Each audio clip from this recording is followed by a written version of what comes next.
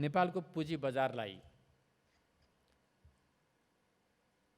हामीले अन्तर्राष्ट्रिय स्तरको एउटा प्रविधि मैत्री आधुनिक एउटा प्रविधि सहितको बनाउनु पर्ने आवश्यकता छ।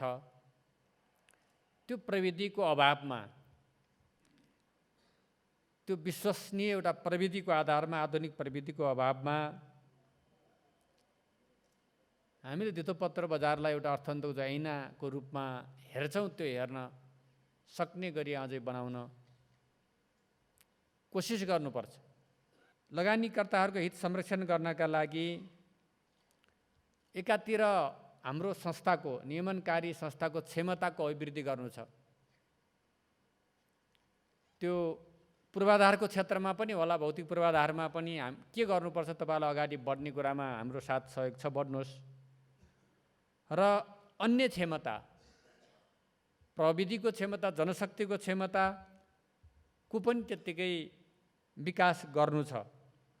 त्यतातिर पनि यहाँहरूलाई म लाग्नका लागि विशेष अनुरोध गर्न चाहन्छु। स्वचालित जो कारोबार प्रणालीलाई विश्वसनीय बनाउने कुरा आजको मुख्य कुरा हो। स्वचालित कारोबार प्रणाली र त्यो विश्वसनीय हुनुपर्दछ र सहज रूपमा कारोबारको अवस्था सृजना गर्नुपर्दछ। कहिलेकाहीँ कारोबारमा समस्याहरू आइरहेको मैले देखिराखेको छु, अनुगमन हामीले गरिराखेका छौँ। यी सबै कुराहरूको समाधान गर्नुपर्दछ। मौद्रिक नीतिमा समावेश भएका केही विषयहरू छन्, केही कुराहरू छन्, त्यसमा केही प्रश्नहरू छन्, गुनासोहरू छन्, त्यसको पनि यथोचित सम्बोधन गर्नुपर्छ भन्ने मेरो मान्यता छ। त्यसलाई सम्बोधन गरेर पुँजी बजारको विकासमा सहजीकरण गर्नुपर्छ। यो कुरा पनि म यहाँ राख्न चाहन्छु। सर्क हुनुपर्ने कुरा के छ भने सर्कुलर जो कारोबार हुने गर्दछ, इनसाइड ट्रेडिङका विषयहरू छन्, पम्पिङ डम्पिङका विषयहरू छन्। यी कुराहरूलाई कसरी न्यून गर्ने, कसरी यी कुराहरूलाई हुन नदिने भन्ने कुराका लागि आवश्यक ऐन आवश्यक, कार्यविधि आवश्यक, प्रविधि आवश्यक, नियमन अनुगमन सबैले आफ्नो ठाउँबाट इमानदार साथ आफ्नो भूमिका निर्वाह गर्ने हो भने हामी यी कुरा रोक्न सक्छौँ।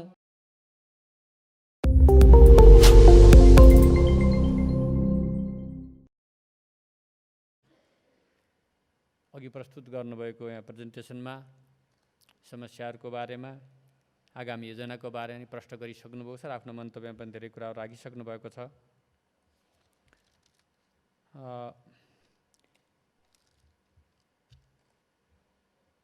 उहाँले नियुक्त भएर शपथ लिँदै गर्दा एउटा विश्वासका साथ मैले धितोपत्र बोर्ड र नेप्सेको नेतृत्वलाई पनि स्पष्ट भनाइ मार्फत आवश्यक निर्देशन गरेको थिएँ। प्रयासहरू भइरहेका छन्। अहिले नयाँ नेतृत्व आइसकेपछि सकारात्मक प्रयासहरू मैले देखिरहेको छु। ती प्रयासमा थप तीव्रता दिने र कामलाई छरितो ढङ्गले सम्पन्न गर्न आवश्यक मैले ठानेको छु। एउटा नियमनकारी संस्था हुनुको नाताले स्वायत्तताको जो विषय उठेको छ, नियमनकारी संस्था आफैमा स्वायत्त छन्। त्यो स्वायत्तताको पक्षमा नै अर्थ मन्त्रालय छ। सँगसँगै जवाबदेहिता सहितको स्वायत्तता हुनुपर्दछ। हरेक नियमनकारी संस्थाहरू जवाबदेही पनि हुनु पर्यो। आफ्नो क्षेत्रको जवाबदेही नहुने र स्वायत्तता मात्रै हुने कुरा मिल्दैन। जवाबदेहिता सहितको स्वायत्तताको पक्षमा अर्थ मन्त्रालय छ। म जति पनि नेपाल सरकार अन्तर्गतका धितोपत्र लगायत अन्य वित्तीय क्षेत्रका नियमनकारी संस्थाहरू छन्, सबैलाई जवाबदेहिता सहितको स्वायत्तताको उपभोग गर्न हार्दिक अपिल गर्न चाहन्छु। अब धितोपत्र बोर्डको आजको समस्याको समाधान गर्नका लागि नेपालको पुँजी बजारलाई हामीले अन्तर्राष्ट्रिय स्तरको एउटा प्रविधि मैत्री आधुनिक एउटा प्रविधि सहितको बनाउनु पर्ने आवश्यकता छ। त्यो प्रविधिको अभावमा, त्यो विश्वसनीय एउटा प्रविधिको आधारमा, आधुनिक प्रविधिको अभावमा हामीले धितोपत्र बजारलाई एउटा अर्थन्तको ऐनाको रूपमा हेर्छौँ, त्यो हेर्न सक्ने गरी अझै बनाउन कोसिस गर्नुपर्छ। मैले देखेको समस्या, अर्थ मन्त्रालयमा आएदेखि सबभन्दा पहिले मैले धितोपत्र बजारलाई सुधार गर्ने कुराबाट प्रारम्भ गरेको हुँ। सचिवजीहरूको व्यापक छलफलपछि समस्याहरू कहाँ छन् भने पहिचान गर्ने प्रयत्न गरियो र पहिचान पनि गरेर त्यसलाई नयाँ ढङ्गले पुनर्गठित गर्ने, सुदृढ गर्ने काम पनि गरेको यहाँहरूलाई जानकारी नै छ। त आज प्रविधिको धेरै खाँचो मैले देखिरहेको छु। यसलाई छोटो तरिकाले, छिटो तरिकाले नियमनकारी संस्थाहरूले हामीले के सहुलियत, के सहजीकरण गर्नुपर्छ हामी गर्न तयार छौँ र छिटो तरिकाले प्रविधिलाई भित्र्याउनुहोस्, मेरो आग्रह छ। त्यसो गरियो भने धेरै कुराहरूलाई हामी समस्याहरूलाई समाधान गर्न सक्छ जस्तो लाग्छ। अर्को कुरा छ लगानीकर्ताहरूको हित संरक्षण गर्ने कुरा। लगानीकर्ताहरूको हित संरक्षण गर्नका लागि एकातिर हाम्रो संस्थाको, नियमनकारी संस्थाको क्षमताको अभिवृद्धि गर्नु छ। त्यो पूर्वाधारको क्षेत्रमा पनि होला, भौतिक पूर्वाधारमा पनि के गर्नुपर्छ, तपाईँलाई अगाडि बढ्ने कुरामा हाम्रो साथ सहयोग छ, बढ्नुहोस्। र अन्य क्षमता, प्रविधिको क्षमता, जनशक्तिको क्षमताको पनि त्यत्तिकै विकास गर्नु छ। त्यतातिर पनि यहाँहरूलाई म लाग्नका लागि विशेष अनुरोध गर्न चाहन्छु। र स्वचालित जो कारोबार प्रणालीलाई विश्वसनीय बनाउने कुरा आजको मुख्य कुरा हो। स्वचालित कारोबार प्रणाली र त्यो विश्वसनीय हुनुपर्दछ र सहज रूपमा कारोबारको अवस्था सृजना गर्नुपर्दछ। कहिलेकाहीँ कारोबारमा समस्याहरू आइरहेको मैले देखिराखेको छु, अनुगमन हामीले गरिराखेका छौँ। यी सबै कुराहरूको समाधान गर्नुपर्दछ। मौद्रिक नीतिमा समावेश भएका केही विषयहरू छन्, केही कुराहरू छन्, त्यसमा केही प्रश्नहरू छन्, गुनासोहरू छन्, त्यसको पनि यथोचित सम्बोधन गर्नुपर्छ भन्ने मेरो मान्यता छ। त्यसलाई सम्बोधन गरेर पुँजी बजारको विकासमा सहजीकरण गर्नुपर्छ।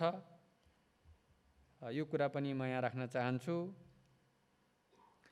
र बजार विकासका लागि उचित समन्वयको पनि त्यत्तिकै खाँचो छ। नियमनकारी संस्थाहरू बिचको समन्वयको अत्यन्त खाँचो छ र त्यतातिर समन्वयात्मक ढङ्गले काम गर्नको लागि सबै नियमनकारी संस्थाहरूलाई पनि म यही मञ्च मार्फत हार्दिक अनुरोध गर्न चाहन्छु।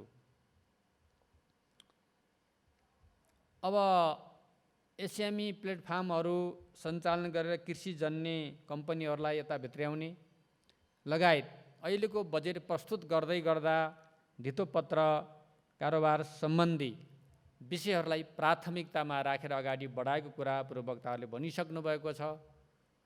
चाहे त्यो हाम्रा श्रमिकहरूलाई प्राथमिक सेयरको आरक्षण गर्ने कुरा होस्, चाहे एनआरएनलाई सेयर कारोबारमा प्रवेश गराउने कुरा होस्, चाहे कम्पनीहरूलाई एउटा निश्चित लगानी भएका कम्पनीहरूलाई धितोपत्र बोर्डमा सहभागी गराउने र हुनुपर्ने एउटा विषय होस्, यी विषयहरूलाई समावेश गरेको कुरा यहाँहरूलाई जानकारी छँदैछ, म त्यसमा धेरै भनिराख्नु पर्दैन।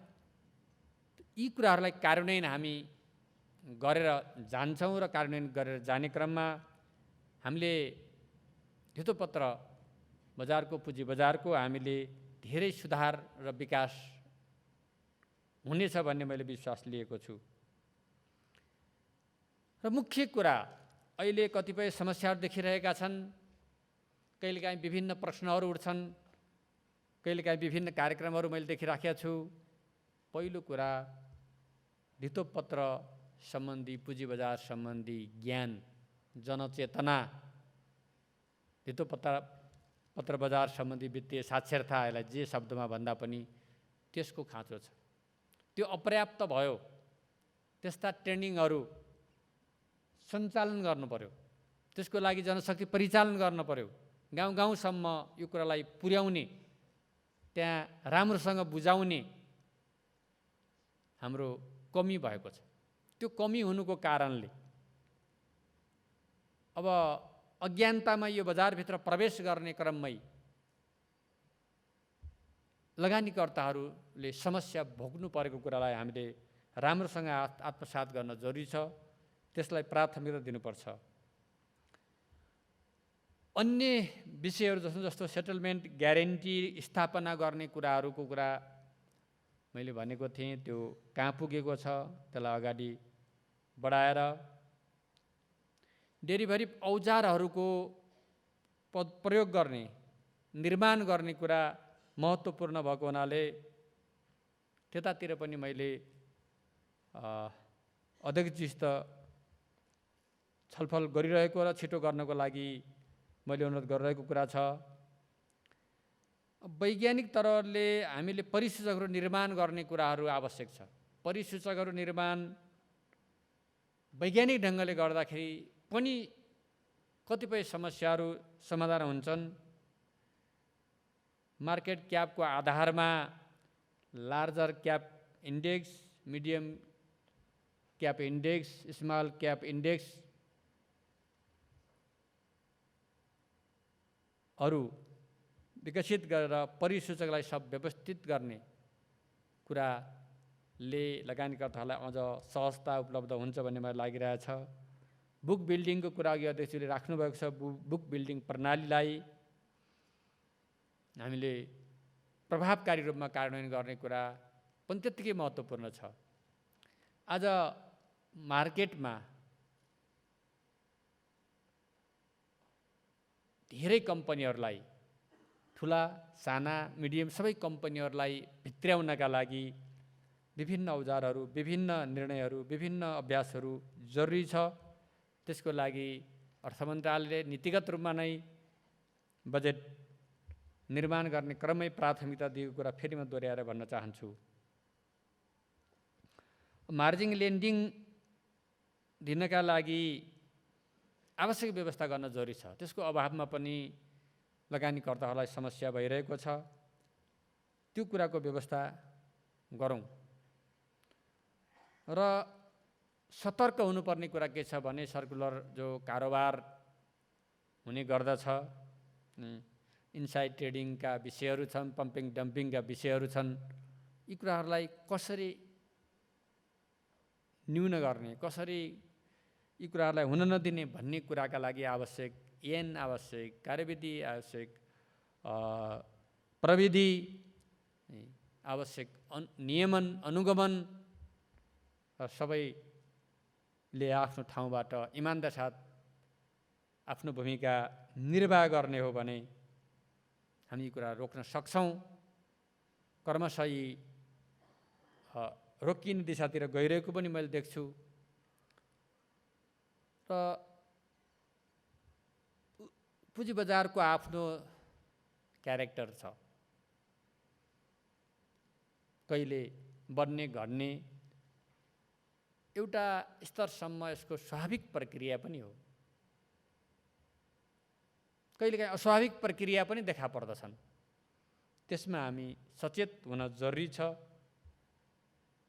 र आजको जो नेतृत्व छ, मलाई के विश्वास छ भने यी सबै विषयहरू पुँजी बजारका क्षेत्रमा डेरिभेटिभ औजारहरू निर्माण गर्ने लगायत नियमनलाई प्रभावकारी बनाउन, प्रविधि मैत्री बनाउने कुराहरू, उच्च प्रविधि र प्रविधि मार्फत अनुगमन गर्ने कुराहरू सहितको यसको समग्र क्षमता विकास गरी पुँजी बजारको विकास गर्ने अर्थमा आजको नेतृत्वले पहल कदमी लिनेछ, सफल हुनेछ भन्ने मलाई विश्वास छ।